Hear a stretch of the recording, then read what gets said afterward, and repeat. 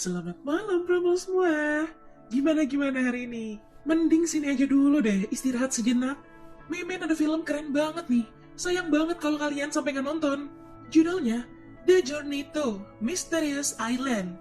Di film ini, pemain utamanya ada si Om yang pasti kalian udah hafal banget deh sama mukanya. Yaps, Dwayne Johnson.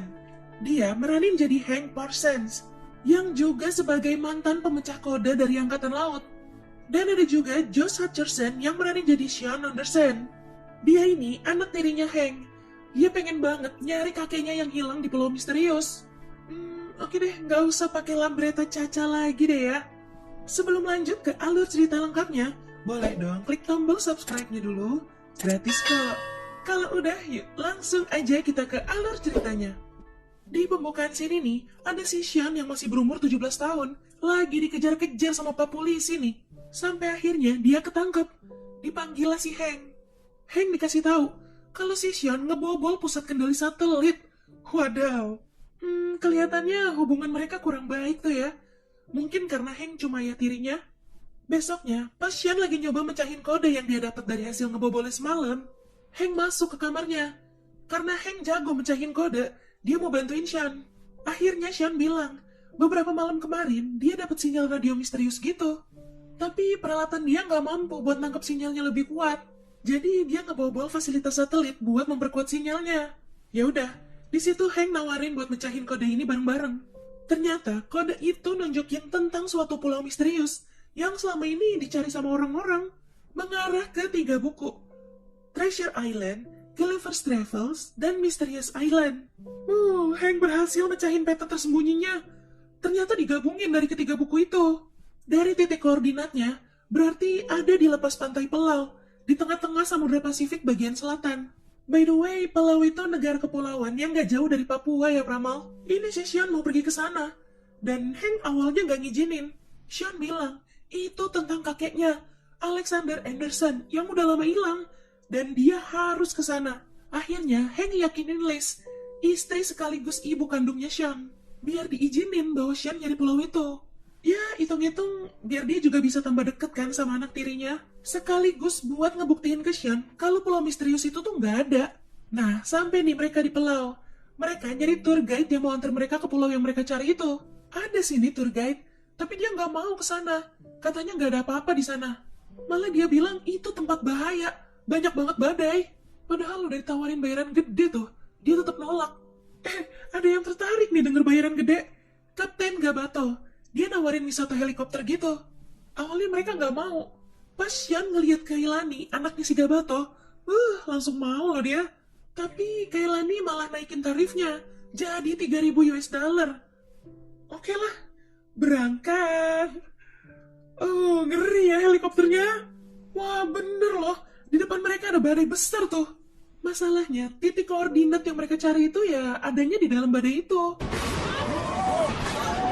Menurut petunjuk dari buku, mereka justru harus masuk ke pusat badainya buat masuk ke pulau misteriusnya. Mana ini helikopternya juga rusak lagi. Ya udah sekalian aja, bener masuk ke pusat badai.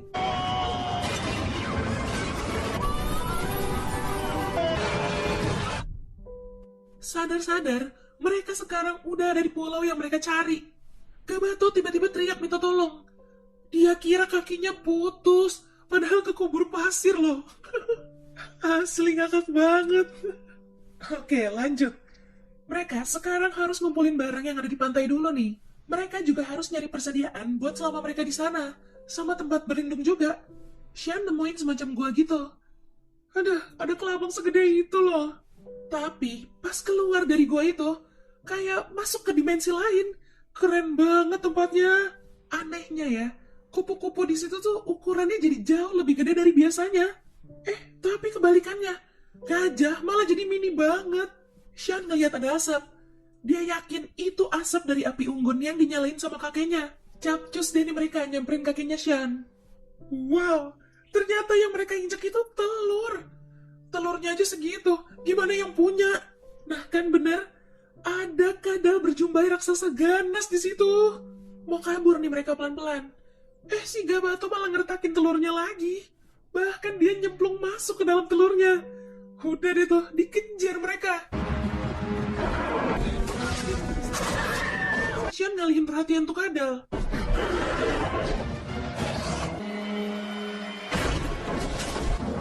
Udah kepepet nih mereka. Hank nyoba nakutin kadalnya pakai suar. Masalahnya kadal kan berdarah dingin, malah tertarik sama panas. Ayo lo, makin dekat. Ditinju sama Hank.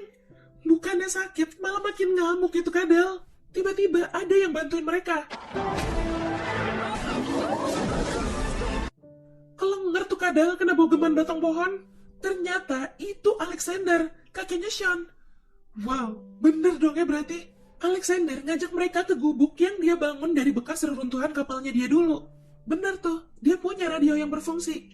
Tapi karena posisi satelit, jadi butuh waktu sekitar 2 minggu buat tunggu posisinya pas. Besok paginya, Alexander ngajak mereka ke suatu tempat yang katanya bisa bikin mereka melongo. Selama di jalan, Sean nyoba PDKT nih sama Kailani. Tapi gagal. Dapet deh nih saran-saran dari Hank. Katanya, Sean harus ngelakuin ini biar Kailani tertarik. Mending jangan dilakuin deh ya kalau begitu mah. Udah nih, lanjut jalan. Udah mau sampai katanya. Wah, sampai nih. Keren banget. Dan kalian tahu apa? Ternyata itu kota Atlantis yang hilang. Jadi kota Atlantis ini tuh katanya 70 tahun sekali muncul. Terus tenggelam lagi. Gitu deh pokoknya. Ini si Hank nemuin air laut muncul dari tanah. Dia nyimpulin. Berarti pulau ini bakal tenggelam dalam beberapa hari lagi. Menurut hitungannya Alexander, pulau ini nggak bakal tenggelam sampai 14 tahun lagi. Tapi buktinya udah banyak air di situ kan? Kalau dikira-kira, paling lama 3 hari lagi bakal tenggelam. Sean kepikiran sama Nautilus, kapal selam dari Kapten Nemo yang legendaris itu. Mereka langsung ke makamnya Kapten Nemo buat nyari tahu lokasi kapal selamnya. Karena sempit banget, akhirnya si Kailani yang masuk ke ruang bawah tanahnya. Nah, ketemu di jurnalnya Nemo. Tapi tiba-tiba ada getaran. Kayaknya benar-benar udah mau tenggelam deh ini. Di jurnal itu tertulis kalau kapal selamnya ada di sebuah gua di tebing Poseidon. Mereka mutusin lewat jalan tercepat, yaitu lewat pusat pulau ini. Dan masalahnya, jalan itu bahaya banget. Ya, ini mereka mulai perjalanan mereka. Di tengah perjalanan, si Alexander nemuin ada goresan-goresan gitu di batang pohon. Taunya itu bekas gigitan semut. Gokil, gede banget. Pas lagi nyebrangin sungai, kelihatan gunung berapinya mulai bergejolak. Bukan abu vulkanik yang turun, tapi emas murni. Ternyata itu gunung emas, guys. Tadinya Sean maksa mau kesana. Untung dia mau nurut pas Kailani yang ngomong. Ya, walaupun rada bete juga sih dia. Mereka mentok nih. Di depan mereka ada tebing tinggi banget. Oh, tenang. Kata Alexander, dia tahu caranya. Wadaw, naik lebah raksasa itu dia. Ya udah, akhirnya ngikut semua tuh. Lagi senang-senang, tiba-tiba ada burung pemakan lebah datang. Hank sama Alexander kerjasama buat bikin kedua burung yang ngejar mereka saling tabrakan. Dan berhasil. Tinggal Sean sama Kailani yang masih dikejar. Sampai akhirnya Kailani jatuh.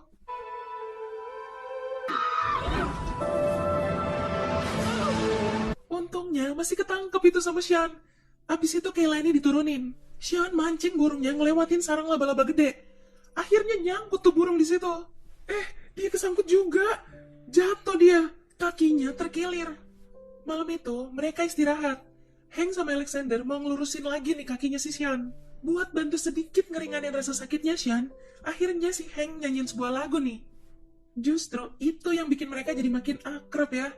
Kebangun pagi ini, udah ada banyak banget air di sekitar mereka. Hank makin yakin kalau pulau itu bakal tenggelam dalam hitungan jam. Mana nih si Gabatung ngilang? Ternyata dia ke gunung emas itu, biar bisa dapat emas buat nguliahin Kailani sesuai janjinya. Alexander yang bakal nemenin Kailani nyari ayahnya. Nah, si Sean sama Hank tetap lanjut ke tebing Poseidon. Udah sampai nih, tapi kok nggak ada kapal selamnya? Katanya ada di dalam gua. Nah, guanya aja nggak ada. Ada tangga ke bawah tuh. Bener ini tempatnya, cuma guanya udah tenggelam. Buat nyelam ke sana, Hank kepikiran buat bikin tangki oksigen darurat dari barang-barang seadanya. Sementara itu, si Gabaton nemuin emas gede banget nih. Lagi sibuk ngegali dia. Gak lama, Kailani sama Alexander datang. Di situ Kailani ngajak ayahnya buat pergi dari situ. Dia nggak butuh harta selama mereka masih bisa bersama. Oke, balik ke Sean sama Hank. Mereka udah mulai nyelam nih. Ada hiu. Tenang. Hiunya kecil banget kok itu, kayak ikan mujair. Nah, ketemu juga nih akhirnya. Tapi ini tim satunya segala pakai acara nyasar lagi. Sean sama Hank lagi nyoba buka pintu kapalnya. Ada belut listrik raksasa yang nyerang mereka.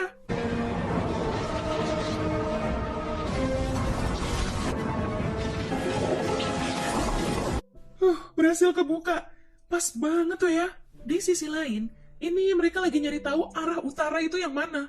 Kata Alexander, bisa dilihat dari sarang laba-laba. Soalnya laba-laba kalau bikin sarang itu pasti menghadap ke utara. Taunya, di atas mereka tuh ada sarang laba-laba plus laba-laba jumbonya dari tadi. Ini ketemu nih tombol powernya. Langsung aja tekan Om. Ya, taunya nggak kuat. Pantes aja, baterainya udah 140 tahunan. Ya wajar lah habis. Mereka jadi kepikiran buat pakai tuh belut listrik raksasa buat ngisi dayanya. Ini mereka sampai nih akhirnya di tebing Poseidon. Tapi pas banget gunung berapinya meletus. Gempa itu kenceng banget. Atlantis juga udah langsung tenggelam. Nah, ini si Hank yang mancing belut listriknya. Dari dalam kapal, si Sean nyenter ke arah tuh belut listrik biar tertarik balik lagi ke situ. Lah, kok hilang? Tiba-tiba disenggol-senggol itu kapal selamnya.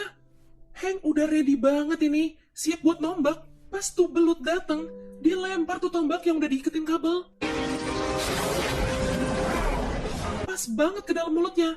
Yaps, berhasil nyala lagi kapal selam legendaris ini. Sementara itu, di permukaan udah makin parah. Mau nggak mau, mereka harus nyelam. Datang di saat yang tepat nih mereka. Di sini, Hank nyuruh Gabato buat ngendalin kapal selamnya, sementara dia mau nyiapin torpedo. Dikasih aba-aba nih, Sean disuruh buat tembakin torpedo ke batu yang ngalangin jalan mereka itu.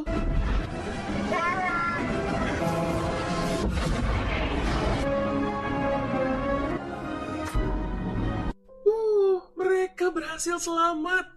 Di akhir scene, ini udah 6 bulan kemudian ya. Sekarang, Kailani sama Gabato kaya raya. Si Gabato tuh sekarang buka tur wisata gitu ke tempat paling populer di Pelau, pakai kapal selam Nautilus. Dan ini si Kailani datang ke rumah Sean, acara ulang tahunnya si Sean. Sean juga dapat surat dari Alexander. Cap posnya sih dari Kamerun. Udah sedih tuh si Sean, kakeknya nggak bisa datang. Tahu-tahu nongol dong. Dia juga bawain kado buat Sean. Taunya isinya buku Jules Verne dari bumi ke bulan. Dan dia ngajakin semua buat ikut petualangan yang ada di buku itu. Siapa yang siap untuk berpetualang? Ya, itu tadi alur cerita dari film The Journey to Mysterious Island. Seru banget sih asli. Sumpah penasaran nih kalau masih ada lanjutannya. Oke Pramal, jangan lupa ya follow Instagram kita @radiomalam.id. Sampai